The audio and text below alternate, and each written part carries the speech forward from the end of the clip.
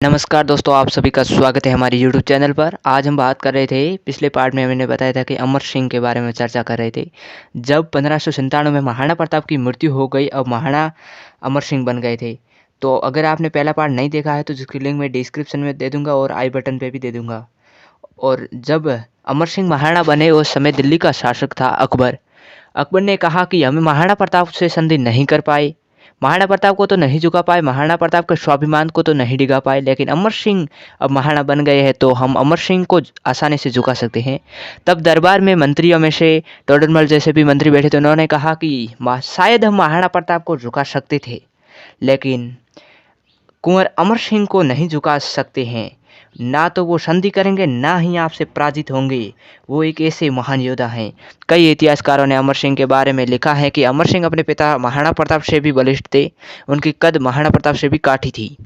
और जब सलीम मेवाड़ पर आक्रमण करने आया अपनी सेना के साथ, वो सीमा में प्रवेश किया उसने, तो वो सलीम वापस चला गया दिल्ली और कायम खां को छोड़कर चला गया था दिल्ली।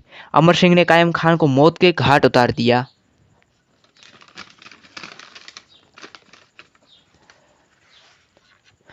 इसके बाद कई मुगल सेनापति अमर सिंह पर आक्रमण करने आए, लेकिन अमर सिंह ने मुगलों को 17 बार पराजित किया। और सावन को, जहां महाराणा प्रताप, इस भारत का सूरवीर योद्धा महाराणा प्रताप की समाधि बनी हुई है, कुंवर अमर सिंह ने चावंड को अपने एक समृद्ध किया और अपनी राजधानी भी बनाई थी, जो महाराणा प्रताप ने भी बनाई थी। मेवाड़ के स्वाभिमान को महाराणा प्रताप ने बचाया था और मेवाड़ को समृद्ध अमर सिंह ने किया था। अमर सिंह के समय चावंड राजधानी बनी मेवाड़ की, और मेवाड़ पर आक्रमण होते रहे, लेकिन अंतिम आक्रमण खुर्रम का था, जो शाहजहां, उस खुर्रम का नाम था। शाहजहां का आक्रमण 1615 में हुआ था, लेकिन मेवाड़ पर वे 1613 में आ गया था और आक्रमण 1615 में हुआ था। हमारे ही राजपूत सरदार धोखा देकर उनकी तरफ हो गए थे। अंत में चावंड पर अधिकार हो गया। पूरी मेवाड़ी सेना तहस नहस हो गई और अब अमर सिंह के पास कोई विकल्प ही नहीं था। कुंवर अमर सिंह ने महाराणा प्रताप का स्वाभिमान बचाए रखा, लेकिन अमर सिंह के पुत्र करण सिंह ने मेवाड़ी सामंतों और मंत्रियों के साथ बैठक की और परिस्थिति के आधार पर संधि करना चाहिए, ये मंत्रियों का निर्णय लिया। यह फैसला हुआ था और इस दिन बड़ा ही कलंक लगा अमर सिंह को। जिस महाराणा प्रताप ने अकबर के सामने घुटने नहीं टेके, घास की रोटियां खाई, क्योंकि अकबर के सामने पगड़ी नहीं झुकाई, और उनके पुत्र पगड़ी झुकाई, इतिहासकारों के अनुसार यह कलंक लगा है कुंवर अमर सिंह को। यही वजह है कि अमर सिंह को इतिहास ने भुला दिया।